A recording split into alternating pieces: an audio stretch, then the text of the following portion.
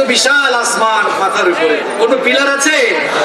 আল্লাহ রাব্বুল আলামিন কোরআনে কারীমের 13 নম্বর সূরা সূরাতুর রাদের 2 নম্বর আয়াতে বড় সুন্দর করে বলছেন, আল্লাহুল্লাযী রাফা'আস সামাওয়াতি বিগাইরি আমাদিন তারাউনাহা সুম্মা ইসতাওয়া আলাল আরশ।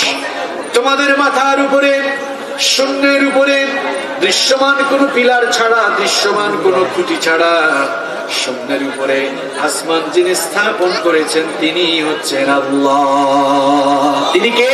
আল্লাহ। কোন খুঁটি নাই। আবার আসমান আল্লাহ কিভাবে বানালেন? পৃথিবীর মানুষগুলো যেন সুরক্ষিত ভাবে দুনিয়ায় বাস করতে পারে, এই পৃথিবীর মানুষ, উদ্ভিদকুল আর প্রাণীকুল যেন পৃথিবীতে সুরক্ষিত হয়ে বসবাস করে, এজন্য আল্লাহ পাক কি করলেন দেখেন। কোরআনে কারীমের 21 নম্বর সূরা সূরাতুল আম্বিয়া এর 32 নম্বর আয়াতে আল্লাহ তাআলা বলছেন, ওয়া জাআলনাস সামাআ সাকফান মাহফুজা ওয়া হুম আন আয়াতিহা মুরিদুন। আল্লাহ পাক বলেন, আকাশের পানে তাকাও, দেখো তোমাদের সুরক্ষার জন্য আমি আসমানকে সুরক্ষিত ছাদ বানিয়েছি। 20 শতাব্দীতে বিজ্ঞানীরা আল্লাহর কোরআনের এই কথাটা প্রমাণ করে দিয়েছে। 20 শতাব্দীতে বিজ্ঞানীরা গবেষণা করে দেখলেন আসমানের মধ্যে বায়ুমণ্ডলীয় অনেকগুলো স্তর রয়েছে, এই স্তরগুলো উল্কা আসতে বাধা দেয়। আজকের আলোচনা আপনাদের কাছে কিছু কঠিন মনে হচ্ছে, তাই না? এগুলো বলার কিছু কারণও আছে। সারাক্ষণ তো শুধু মৃত্যু, নামাজ, জান্নাত, জাহান্নামের ওয়াজ শুনতেন আর ভাবছেন এই কোরআন এটা ধর্মীয় কিতাব। এই বিজ্ঞানের যুগে কোরআনকে আপনারা অচল মনে করেন, এই জন্য আজকের কথাগুলো বলা।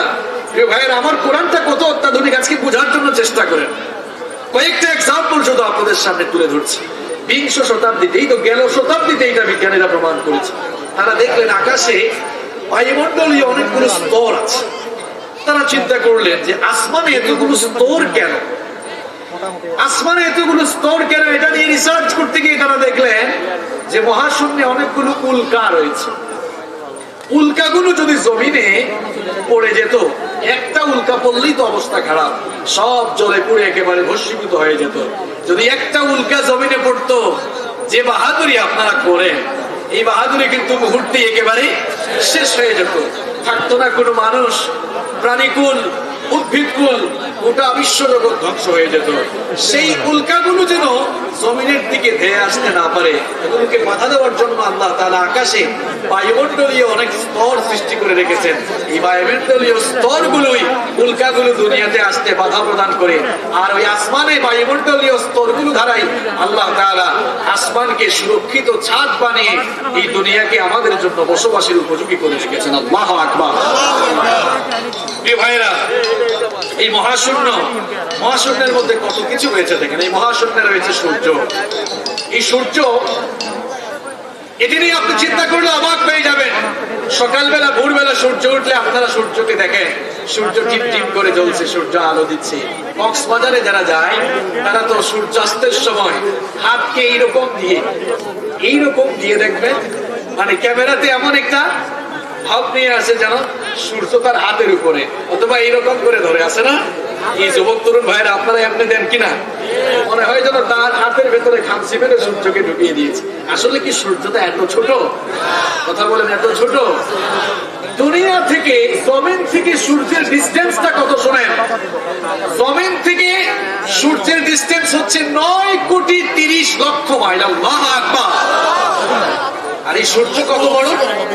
সূর্য হচ্ছে পৃথিবীর চাইতে 13 লক্ষ গুণ বড়। সুবহানাল্লাহ কইতে মন চায় না? যে লোকটা জীবনে কোনোদিন সোনাপুরের বাহিরে যায় নাই, তাকে পৃথিবীর ধারণা দিলে সে বুঝবে না। সে তো এখনো পর্যন্ত ঢাকায়ও যায় নাই, সোনাপুরের মধ্যেই বসে আছে। এই বাংলাদেশটাকে আপনাদের কাছে খুব বড় মনে হয়? ওয়ার্ল্ড ম্যাপ, বিশ্ব মানচিত্রে বাংলাদেশের BAN লেখার জায়গাও না, এত ছোট এই দেশ। এই দেশের আয়তন হচ্ছে, আগে ছিল 1,47,570 বর্গ কিলোমিটার, কিন্তু সমুদ্র সীমা বিজয় হওয়ার পর এর আয়তন কিছুটা বেড়েছে। আজান হচ্ছে, একজন আজানের জবাব দিয়ে দেন। আমরা ইনশাআল্লাহ প্যান্ডেলে নামাজ হবে, তাই না? প্যান্ডেলে নামাজ হবে ইনশাআল্লাহ। তো 1,47,570 বর্গ কিলোমিটার। পার্শ্ববর্তী যে দেশ ইন্ডিয়া, এটি আমাদের দেশের চেয়ে আরো 30-35 গুণ বড়, অর্থাৎ 30-35টা বাংলাদেশের সমান। কানাডা বাংলাদেশের চেয়ে 90 গুণ বড়। আবার ইউনাইটেড স্টেট অফ আমেরিকা বাংলাদেশের চেয়ে 100 গুণ বড়। আবার আয়তনের দিক থেকে পৃথিবীর সবচেয়ে বড় দেশের নাম হচ্ছে রাশিয়া, যার আয়তন এত বিশাল যে আমাদের বাংলাদেশের চেয়ে 160টা বাংলাদেশের সমান, এত বড়। এইরকম প্রায় 250টি কান্ট্রি, 250টি রাষ্ট্র এই পৃথিবীতে ছোট বড় রাষ্ট্র আছে। এটাই কি দুনিয়া? না। এই যে স্থলভাগের পরিমাণ হচ্ছে পৃথিবীর 4 ভাগের 1 ভাগ, আর জলভাগ হচ্ছে 4 ভাগের 3 ভাগ। এই যে আটলান্টিক মহাসাগর, প্রশান্ত মহাসাগর, শুধুমাত্র আটলান্টিক মহাসাগরের আয়তন কত শুনেন আপনি? আটলান্টিক মহাসাগরের আয়তন হচ্ছে 106.4 লক্ষ বর্গ কিলোমিটার। প্রশান্ত মহাসাগর হচ্ছে দুনিয়ার স্থলভাগের 3 ভাগের, দুনিয়ার জলভাগের 3 ভাগের। তাহলে কত বিশাল সেই জলরাশি! এরকম স্থলভাগ আর জলভাগ মিলে হচ্ছে এই দুনিয়া। এই দুনিয়ার চাইতে সূর্য কত লক্ষ গুণ বড়? 13 লক্ষ গুণ বড়। এই সূর্যকে আল্লাহ তাআলা দুনিয়াকে আলোকিত করার জন্য সিরাজ বানিয়েছেন, একটি প্রদীপ্ত বাতি বানিয়েছেন। সূর্যের আলো, এটা কি ইলেকট্রিক্যাল লাইটের মতো নাকি? আপনার বাসায় লাইট আছে 36 ওয়াটের, 40 ওয়াটের, এইরকম না? আপনি অবাক হয়ে যাবেন। সূর্যকে যে তাপমাত্রা দেওয়া হয়েছে 1,40,00,000 সেন্টিগ্রেড তাপমাত্রা সূর্যকে দেওয়া হয়েছে। আল্লাহু আকবার। এই বাঙালির মুসলমানরা এদিকে তাকান, আপনি তো আল্লাহ কি জিনিস এখনো বুঝেন নাই। 1,40,00,000 সেন্টিগ্রেড তাপমাত্রা যদি সরাসরি দুনিয়াতে আসতো, দুনিয়ার কোনো কিছু থাকতো না, মাথার চান্দি ফেটে আপনি এই শেষ, সব জ্বলে পুড়ে ছাই হয়ে যেত। এজন্য আল্লাহ তাআলা ওই 1,40,00,000 সেন্টিগ্রেড তাপমাত্রার সূর্যের আলো দুনিয়াতে ডিরেক্ট পাঠান নাই, আকাশের মধ্যে বায়ুমণ্ডলীয় স্তর কিছু ফিল্টার স্থাপন করলেন। বিজ্ঞানের ভাষায় সেগুলো হচ্ছে স্ট্রাটোস্ফিয়ার, আয়নোস্ফিয়ার, ম্যাগনেটোস্ফিয়ার, এক্সোস্ফিয়ার, এই ধরনের বিভিন্ন স্তর আল্লাহ তাআলা আকাশের মধ্যে স্থাপন করে সূর্যের সেই 1,40,00,000 সেন্টিগ্রেড তাপমাত্রাকে ফিল্টারিং করে ছেকে ছেকে ছেকে ছেকে যতটুকু প্রয়োজন ততটুকু আল্লাহ তাআলা আমাদেরকে দান করেন। আকাশের মধ্যে এই সূর্যকে স্থাপন করেছেন কে? সূর্য ছাড়াও আকাশের মধ্যে চন্দ্র আছে না নাই?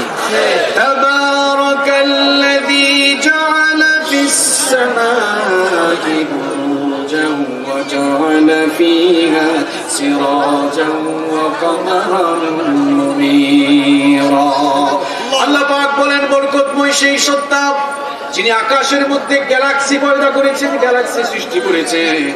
আকাশের মধ্যে যিনি সূর্যকে স্থাপন করেছেন, আর যিনি আকাশের মধ্যে চন্দ্রকে তোমাদের জন্য বিদ্যমান করে দিয়েছেন।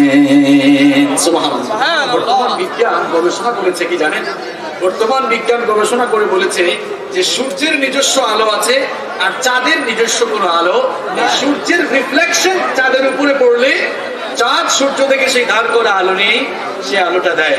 আপনারা তো মনে করেন বিজ্ঞান কি চমৎকার চমৎকার তথ্য দিচ্ছে মানুষকে। কত দিচ্ছে? 1,500 বছর আগে এই কথাগুলো আল্লাহ তাআলা কোরআনে বলেছেন। আপনি তো জানেন না, কারণ আপনি এটাকে তাবিজের ব্যবসার কিতাব বানিয়েছেন, ঠিক কি না? আপনি তো কোরআন খুলে একটু গবেষণাও করেন না। আউযুবিল্লাহ বিসমিল্লাহ শুদ্ধ করে বলতে পারেন না, আউযুবিল্লাহ বিসমিল্লাহ শুদ্ধ করে বলতে পারে না, আবার আউযুবিল্লাহ বিসমিল্লাহ ওয়ালাদের ভুল ধরে, আছে না নাই? এটি তো খুব দুঃখজনক। আউযুবিল্লাহ বিসমিল্লাহ শুদ্ধ করে বলতে পারে না, আউযুবিল্লাহ বিসমিল্লাহ ওয়ালাদের ভুল ধরে। আল্লাহ এই জাতির লোকদেরকে হেদায়েত দান করেন, বলেন আমিন। সম্মানিত ভাইয়েরা, আল্লাহ তাআলা অন্য আয়াতে কি বলছেন দেখেন, হুয়াল্লাযী জাআলাশ শামসা দিয়াআন ওয়াল কমারা নূরা ওয়া قدره منازل لتعلموا عدد السنين والحساب। পড়ুন আল্লাহু আকবার। আল্লাহ তাআলা বলছেন তিনি সেই সত্তা যিনি সূর্যকে তোমাদের জন্য প্রদীপ আর চন্দ্রকে দীপ্তমান বানিয়েছে। একটু খেয়াল করে, এখানে সূর্য চন্দ্র দুটোই কিন্তু আলো দেয়। তো আল্লাহ তাআলা চাইলে একটি শব্দ ব্যবহার করে দুটাকে বুঝাতে পারতেন। সূর্যের বেলায় আল্লাহ তাআলা দিয়া শব্দ ব্যবহার করেছেন, আর চন্দ্রের বেলায় নূর শব্দ ব্যবহার করেছেন। এখানে ওলামায়ে কিরাম যারা আছেন তারা জানবেন, আরবি অভিধানগুলো খুলে দেখবেন, দিয়া বলা হয় যার নিজস্ব আলো আছে, আর মুনির আবার নূর বলা হয় যার নিজের আলো নেই, যে অন্যের কাছ থেকে আলো ধার করে নেই, কিংবা যার উপরে অন্যের আলো প্রতিফলিত হয়, আরবি ভাষায় সেটাকে মুনিরা বলা হয়। এজন্য আল্লাহ তাআলা এই কথাগুলো ১৫০০ বছর আগেই বলে দিয়েছেন যে চাঁদের যে আলো রয়েছে সেটা তার নিজস্ব আলো নয়, সে অন্য থেকে ধার করে। এজন্য আল্লাহ তাআলা চাঁদের ব্যাপারে কথা বলতে গিয়ে নূর বা মুনিরা বলেছেন, আর সূর্যের কথা বলতে গিয়ে সূর্যের সাথে আল্লাহ তাআলা দিয়া শব্দ ব্যবহার করেছেন। আল্লাহু আকবার। দেখেন আপনারা, 1969 সালের 21শে জুলাই অ্যাপোলো 11 নভোযানে করে যখন মাইকেল কলিন্স, এডউইন অলড্রিন এবং নীল আর্মস্ট্রং চাঁদে গিয়েছিলেন, জানেন না আপনারা? এরা চাঁদে গমনের পর পৃথিবীর মানুষকে এসে জানিয়েছে যে চাঁদের মধ্যে ফাটল রয়েছে। এর আগে দুনিয়ার মানুষ চাঁদে যে ফাটল রয়েছে এটা তারা জানতো। 1957 সালে প্রথম মহাকাশ অভিযান শুরু হয়, আর সফলতা পেয়েছিল 1969। 1969 সালের 21শে জুলাই অ্যাপোলো 11 নভোযানে করে 3 জন বন্ধু, এডউইন অলড্রিন, মাইকেল কলিন্স এবং নীল আর্মস্ট্রং, এরা চাঁদে গমন করে চাঁদের ফাটল দেখে এসে বলল, নতুন তথ্য নিয়ে এসেছি তোমাদের জন্য। চাঁদের মধ্যে কি রয়েছে? দুনিয়ার মানুষকে চন্দ্র দ্বিখণ্ডিতকরণের যেই কথা বিজ্ঞানীরা মাত্র কয়েক বছর আগে জানিয়েছে, ১৫০০ বছর আগে সেই সায়েন্টিফিক থিওরি কোরআনে কারীমে সূরাতুল কমারের মধ্যে আল্লাহ পাক সুন্দর করে বলে দিয়েছে। সূরাতুল কমারের প্রথম আয়াতে আল্লাহ তাআলা বলছেন, ইকতারাবাতিস সাআতু ওয়ানশাক্কাল কমার। কিয়ামতের সময় নিকটবর্তী হয়েছে, আর চাঁদ 2 ভাগ হয়ে গিয়েছে। চাঁদ কিভাবে 2 ভাগ হয়েছিল এবার শুনেন। আমার নবী মুহাম্মদ বলেন সাল্লাল্লাহু আলাইহি ওয়াসাল্লাম যখন আল্লাহর দ্বীনের দাওয়াত শুরু করেছেন, মক্কার কাফের মুশরিকগুলো বলল, ওগো মুহাম্মদ, তুমি যে নবুয়তের দাওয়াত দাও, তুমি যে রিসালাতের দাওয়াত দাও, তুমি যদি সত্যিকার অর্থে নবী হয়ে থাকো, আকাশের চাঁদটাকে 2 ভাগ করে দেখাও। আল্লাহর নবী বিচলিত হয়ে গেলেন। আল্লাহ তাআলা তার নবীকে লক্ষ্য করে বললেন, ওগো আমার নবী, ফ্রাস্ট্রেট হওয়ার কোনো কারণ নেই, বিচলিত হওয়ার কোনো কারণ নাই।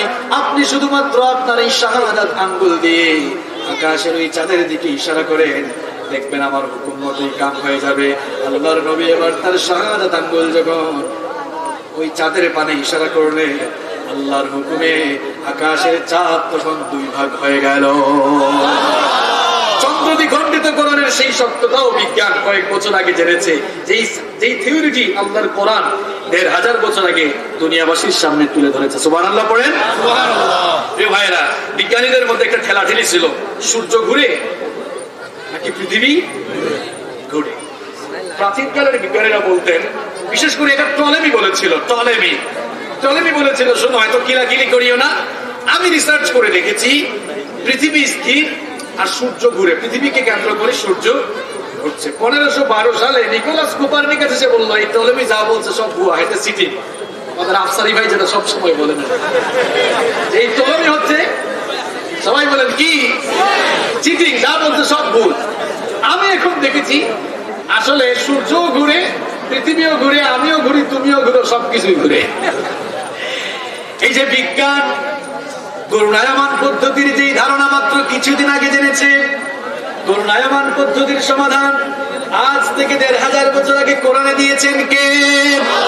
কোরআনে কারীমের বিজ্ঞানময় সূরা সূরা ইয়াসিনের মধ্যে আল্লাহ তাআলা বলেছেন, ওয়াশ-শামসু তাজরি লিমুস্তাকাররিন লাহা যালিকা তাকদীরুল আজিজিল আলীম ওয়াল কমারা قدرناه منازل حتى عاد كالعرجون القديم لا الشمس ينبغي لها أن تدرك القمر ولا الليل سابق النهار وكل في فلك يسبحون।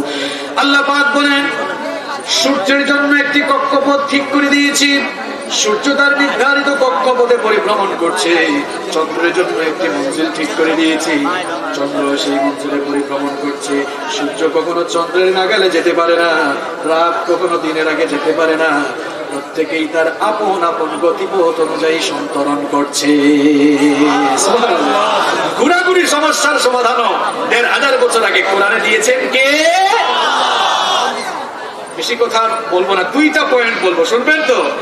2টা পয়েন্ট বলে যেই কথা আজকে বলতে চেয়েছি সেই কথা বলে আলোচনা শেষ করবো ইনশাআল্লাহ। বড় ভাইকে রেখে আসলে আলোচনা করে এটা বেয়াদবি হয়ে যাচ্ছে। প্রিয় ভাইয়েরা, দেখেন যেই জমিনে আমরা বসবাস করি, এই জমিন, আপনারা তো শুধু এই জমিনের উপর দিয়ে চলাফেরা করেন, আরে কত দম্ভ করে আমরা চলাফেরা করি। নিজে একটু টাকা পয়সার মালিক হয়ে গেলে মনে করে সব ক্ষমতা তো আমারই, সিটিং বাজি শুরু হয়ে যাচ্ছে না? একটু চিন্তাও করে না এই দুনিয়াটাকে আল্লাহ বসবাসের জন্য কিভাবে বানালেন। এই দুনিয়াকে আল্লাহ তাআলা বসবাসের জন্য, আমাদের বসবাসের জন্য এই দুনিয়াটাকে বিছানার মতো সমতল করে দিলেন। ফিরাশ, আল্লাহ তাআলা বলছেন ফিরাশা, বিছানার মতো আমি সমতল করে দিলাম, জমিনটা যেন খেলাধুলা না করে, নড়াচড়া না করে, এই জন্য জমিনের উপরে আমি পেরেক গেড়ে দিলাম। জমিনের উপরে পেরেক গেড়ে দিয়ে জমিনটাকে আমি চিরদিনের জন্য টাইট শক্ত করে দিলাম। সুবহানাল্লাহ। ওয়া আলকা ফিল আরদি রাওয়াসিয়া তামিদা বিকুম, জমিনের উপরে পাহাড় পর্বতকে আমি পেরেকের মতো গেড়ে দিয়ে জমিনটাকে শক্ত করলাম। নোয়াখালীর ভাইয়েরা, পেরেক বুঝেন তো আপনারা? পেরেককে আপনাদের এলাকায় আঞ্চলিক ভাষায় আপনারা কি বলেন?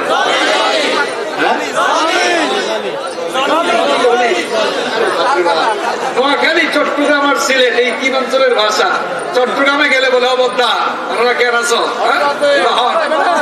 আর সিলেটে গেলে বলবে আমার বাড়ি তো অরিজিনাল বাড়ি সিলেটে, জানেন আপনারা? সিলেটে গেলে আপনাকে বলবে কিতাব আবালানি, হ্যাঁ আয়ুক্কা খাউক্কা বোক্কা জাক্কা গিয়া। নোয়াখালীর ভাষা তো মাশাআল্লাহ অনেক কঠিন। যাই হোক, পেরেকের কাজ হচ্ছে একাধিক কাঠের বস্তুকে জোড়া লাগানো। আল্লাহ তাআলা বললেন পৃথিবীকে বসবাসের উপযুক্ত এবং শক্ত বানাবার জন্য জমিনের উপরে পেরেক মারলাম। এবার নোয়াখালীর লোকেরা বুঝে থাকলে জবাব দেন তো, পেরেকের, এবার আপনারা বুঝে থাকলে জবাব দেন তো, পেরেকের কোন অংশটা ভেতরে থাকে, উপরের অংশ নাকি নিচের অংশ? পেরেকের বেশিরভাগ অংশ কিন্তু নিচেই থাকে। এখন আপনারা যে পাহাড়গুলো দেখেন, পাহাড় দেখেছেন আপনারা? আমাদের সিলেটে অনেক পাহাড় আছে, চট্টগ্রামে আছে, দেখবেন পাহাড় উপরের দিকে যে অংশ আছে। এখন এটা প্রশ্ন এখানে এসে যায়, যদি পাহাড় পেরেকের মতোই কাজ করে তাহলে উপরের দিকে যে অংশ আমরা দেখি, নিচের দিকে অংশটা কেমন? এটা নিয়েও তো একটু গবেষণা দরকার। বিজ্ঞানীরা, ভূতত্ত্ববিদ যারা, এরা গবেষণা করে দেখেছেন যে পাহাড়ের যে অংশ আমরা মাটির উপরে দেখি এর 10 থেকে 15 গুণ বেশি মাটির নিচে থাকে। আমি উদাহরণস্বরূপ যদি আপনাদেরকে বলি, আলোচনা শেষ করি, গুগলে সার্চ করে আপনারা দেখবেন মাউন্ট এভারেস্টের চূড়া, নাম শুনেছেন আপনারা? মাউন্ট এভারেস্টের, মাউন্ট এভারেস্ট ভূপৃষ্ঠ থেকে 9 কিলোমিটার উঁচু। আপনি জানলে অবাক হয়ে যাবেন, মাউন্ট এভারেস্টের নিচের দিকে গভীরতা 125 কিলোমিটার। আল্লাহ! তাহলে পর্বতমালা যে পেরেকের মতো কাজ করছে, এটা বিশ্বাস হয়? এই জমিনের উপরে কত গোড়ায় আপনার। আরে শুধু বিজ্ঞান বিজ্ঞান বলে আপনি আল্লাহর কোরআনকে মধ্যযুগীয় কিতাব বলছেন। আমি তো শুধু বলি, শুধু নিজের বডির দিকে তাকালেই আপনি কোরআন এবং আল্লাহ বুঝতে পারবেন। আমি যদি বলি শুধু অঙ্গ প্রত্যঙ্গ, বডি নিয়ে রিসার্চ করা লাগবে না, শুধু যদি আপনার অঙ্গ প্রত্যঙ্গ গুলো নিয়ে আপনি রিসার্চ করা শুরু করে দেন, তাহলেই আপনি কোরআন কি জিনিস এবং আল্লাহ তাআলা স্রষ্টা কি জিনিস সেটা আপনি বুঝতে পারবেন। প্রিয় ভাইরা, এই যে আমাদের শরীরের একটা গুরুত্বপূর্ণ অঙ্গ হচ্ছে চক্ষু। যার চক্ষু নাই সেই লোকটা বুঝে আসলে চোখের কত দাম। এই চক্ষু আছে বলে আমরা দেখতে পাই। এই চক্ষুটাকে আল্লাহ তাআলা কেমন করে বানিয়েছেন আপনি চিন্তা করেন। চোখের উপরে পাপড়ি দিয়েছেন, কভারের মতো করে এই পাপড়ি কাজ করছে। চক্ষুটার উপরে আল্লাহ তাআলা হাড্ডি দিয়েছেন। আচ্ছা, চক্ষুটাকে কপালের নিচে না দিয়ে যদি গরুর মতো 2 দিকে আল্লাহ তাআলা দিয়ে দিতেন, ফুটবল খেলোয়াড় ভাই আপনারা ফুটবল খেলতে পারতেন কখনো? হেড দিলেই তো চক্ষুগুলো একেবারে গলে যেত। চক্ষুটাকে আল্লাহ তাআলা কপালের নিচে দিয়ে আবার উপরে একটা হাড্ডি দিলেন, আছাড় খেয়ে পড়লেও যেন কোনো অসুবিধা না হয়। আবার চক্ষুটাকে যেন সুন্দর লাগে, ব্রুও দিয়েছেন, কারো কারো ব্রু এত সুন্দর দেখলে মনে হয় যেন বাঁকা তোর বাড়ির মতো। আমাদের নোয়াখালী কি মহিলারা ব্রু কামায়? আমাকে একবার বললো, হুজুর আমাদের এলাকার মহিলারা তো ব্রু একেবারে সাইচ্চা শেষ করালছে একেবারে। আপনারা কি বলেন, সাইজ চালছে তাই না? সাইজ চালছে বলেন, হ্যাঁ সাসিয়া লাইছে না? এরকম আপনাদের এলাকার মহিলারা করে না? না, এটি করা যাবে না, হারাম করেছেন কে? তো দেখেন, human eyes can be identified more than 1 million colors. আপনার চক্ষু দিয়ে আপনি 1 মিলিয়ন অর্থাৎ 10 লক্ষ কালারকে শনাক্ত করার ক্ষমতা আল্লাহ তাআলা আপনার চক্ষুর মধ্যে দিয়েছেন। সুবহানাল্লাহ। এই যে এখানে অনেকগুলো ক্যামেরা আছে, এই ক্যামেরার মধ্যে লেন্স আছে না? আপনার চোখের মধ্যেও কিন্তু লেন্স আছে। আপনার চোখের মধ্যে যদি লেন্স না থাকতো তাহলে আপনি কানা হয়ে যাইতেন, কিছুই দেখতে পারতেন। শুধু চক্ষু নয়, আপনি আপনার জিহ্বা, ঠোঁট, এগুলো নিয়ে একটু গবেষণা করে দেখেন। এই ঠোঁট আছে বলে, জিহ্বা আছে বলে আপনি কথা বলতে পারেন। আমরা তো জিহ্বার মাধ্যমে, ঠোঁটের মাধ্যমে কথা বলি, তাই না? এটা কথা বলার একটা যন্ত্র। এই যে জিহ্বাটা আল্লাহ তাআলা আমাদেরকে দিয়েছেন, একটা জিহ্বা দিয়ে আমরা সাধারণত 5 ধরনের স্বাদ টেস্ট করি। কয় ধরনের? টক, ঝাল, মিষ্টি, তিতা, নোনা। দেখে কাঁঠালের টেস্ট একরকম, আমের টেস্ট একরকম, জামের টেস্ট একরকম, মাছের টেস্ট একরকম, মাংসের টেস্ট একরকম। বলেন তো জিহ্বা কয়টা? কথা বলেন, জিহ্বা কয়টা? বিজ্ঞানীরা বলেছেন মানুষ তার একটা জিহ্বা দিয়ে 3000-এর বেশি স্বাদ আস্বাদন করতে পারে। সুবহানাল্লাহ। বাড়ি গিয়ে বলেন আপনারা, সব জমায় নিয়ে যান। একটা জিহ্বা দিয়ে মানুষ 3000-এরও বেশি স্বাদ দিতে পারে। আল্লাহ তাআলা বলছেন, আলাম নাজআল লাহু আইনাইন ওয়া লিসানান ওয়া শাফাতাইন। আমি কি তোমাদেরকে চক্ষু দেইনি? আমি কি তোমাদেরকে জিহ্বা দেইনি? শোনার জন্য কান দিয়েছেন। এই কানের মধ্যে 1 লক্ষ শ্রবণ কোষ রয়েছে। এই শ্রবণ কোষ আছে বলে আপনি শুনতে পান। যদি শ্রবণ কোষ না থাকতো তাহলে আপনি শুনতে পারতেন না। সবচেয়ে বড় অবাক করা তথ্য হচ্ছে, মানুষ ছাড়া পৃথিবীর অন্যান্য প্রাণীরা জন্মের পরে শুনে, পৃথিবীর একমাত্র সৃষ্টি মানুষ জন্মের আগেই শুনে। আল্লাহু আকবার।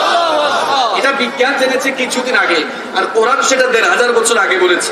হিউম্যান এমব্রায়োলজি, মানব সৃষ্টির পর্যায়ে যেটাকে বলা হয় সুতার কথায় ভ্রূণতত্ত্বের বিকাশ, এটি নিয়ে যারা গবেষণা করেছেন তারা গবেষণা করে বলেছেন যে a child gets hearing before 16 weeks of birth.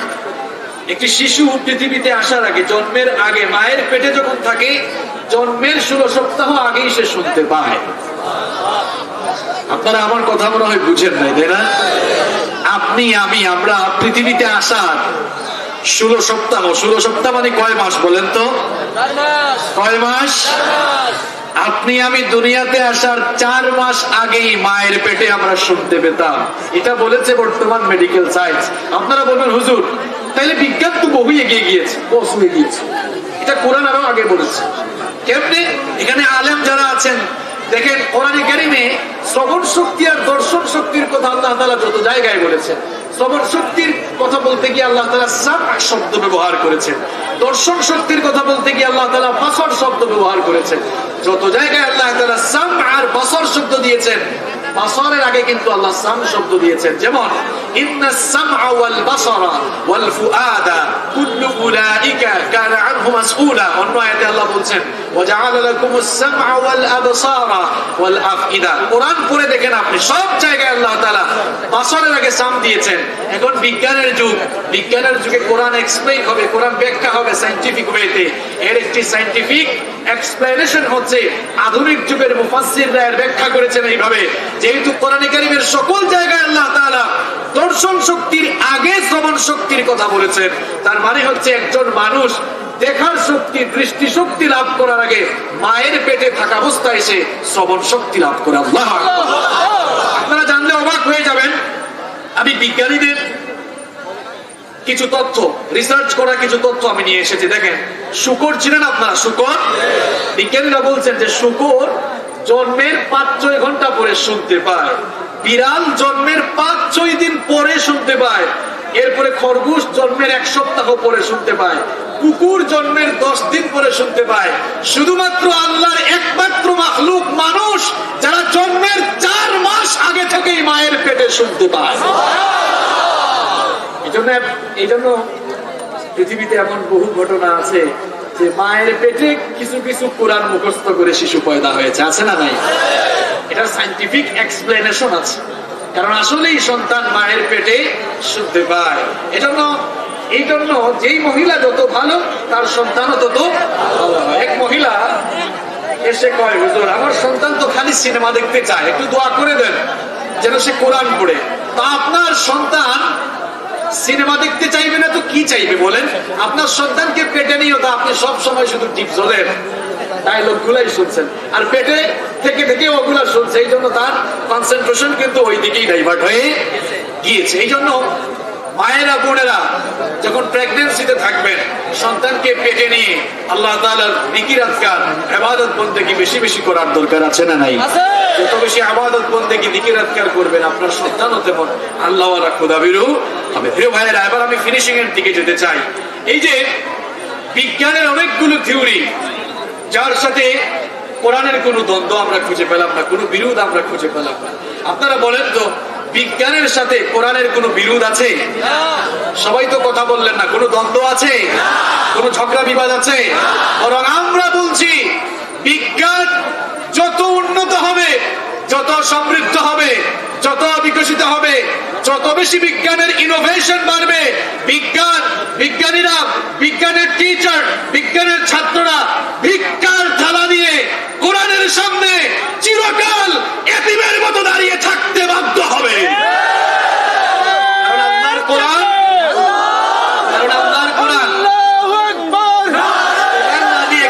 চেষ্টা করেন প্রিয় ভাইয়েরা, আপনারা তো স্লোগান দিবেন কি আমি জানি, আল কোরআনের আলো ঘরে ঘরে।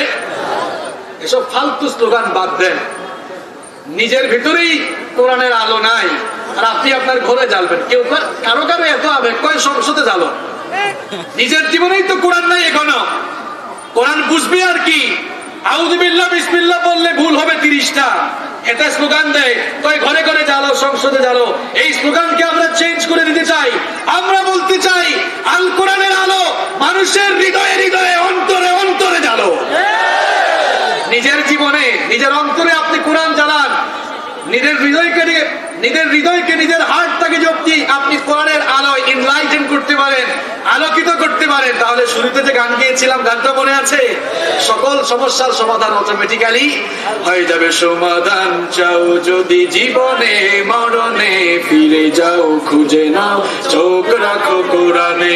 সমাধান চাও যদি জীবনে, মরণে ফিরে যাও, খুঁজে নাও, চোখ রাখো কোরআনে। If you want a solution in here and hereafter, go back, have a look on the Holy Quran. সমাধান চাও যদি জীবনে, মরণে ফিরে যাও, খুঁজে নাও, চোখ রাখো কোরআনে। তবেই পাবে সুখ শান্তির ঠিকানা, তবেই পাবে সুখ শান্তির ঠিকানা, যদি মেনে নাও তুমি মনে প্রাণে সমাধান চাও যদি জীবনে, মরণে ফিরে যাও, খুঁজে নাও, চোখ রাখো কোরআনে। If you want a solution in here and hereafter, go back, have a look on the Holy Quran. ঠিক কি না? আসলে আমাদের জীবনের সকল সমস্যার সমাধান খুঁজে পেতে কোরআন পড়ার, কোরআন বুঝার মানসিকতা, কোরআন পড়ার, কোরআন বুঝার সিদ্ধান্ত নিয়ে আজকের এই মাহফিল থেকে আমরা বাড়ি ফিরে যাই। আল্লাহ তাআলা যেন আমাদের সকলকে সেই তৌফিক দান করেন, আমরা বলি আমিন। কে উঠবেন না? আমার বড় ভাই, শ্রদ্ধাভাজন মুরব্বী, আমাদের মাথার তাজ মুহাদ্দিস রফিকুল্লাহ আফসারী হাফিজাহুল্লাহ ওয়া রাআ, তিনি আপনাদের সামনে আলোচনা পেশ করবেন ইনশাআল্লাহ। হাদা মা ইনদি ওয়াল ইলমু ইনদাল্লাহ। আসসালামু আলাইকুম ওয়া রাহমাতুল্লাহি ওয়া বারাকাতুহু।